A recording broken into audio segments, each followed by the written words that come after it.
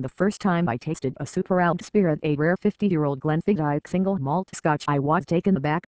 Not by the whiskey itself, but by the rapturous swooning of the whiskey geeks all around me at a tasting hosted by the whiskey brand. "It's chewy," one commented, smacking his lips for emphasis.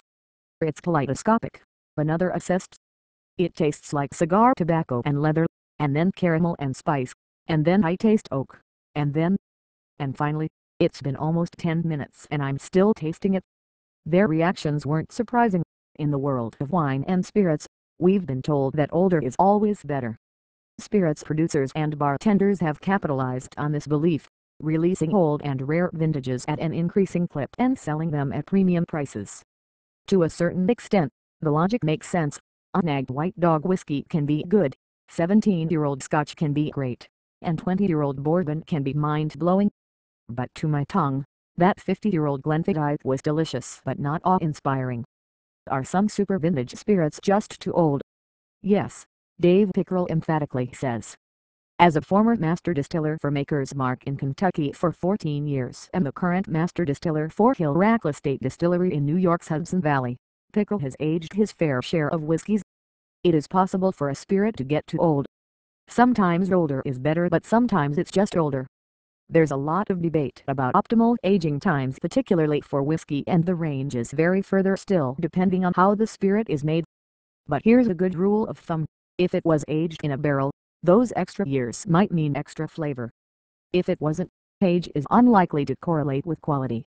When it comes to barrel-aged spirits like whiskey and brandy, Pickerel points to two key variables: the history of the barrel and the climate it's stored in. Bourbon, for example, is aged in brand new barrels in relatively dry conditions. By comparison, Scotch is aged in previously used barrels in a relatively humid climate. What distinguishes these two approaches is what Pickerel refers to as the tea bag effect. The first time a tea bag or barrel is used, there's more flavor to draw out. Resting in brand new barrels, bourbon needs less time to extract what Pickerel calls wood goodies. It sucks vanilla and caramel flavors, as well as spice-like notes, out of the wood with ease. Many of those same bourbon barrels, once emptied, make their way to Scotland, where they are used to age Scotch whiskey. At this point, most of the wood goodies have been depleted, so Scotch often needs a longer aging time to suck out the remainders. Evaporation plays a role, too. In the dry climate favored by bourbon distillers, liquid evaporates more quickly, and the product becomes concentrated more quickly.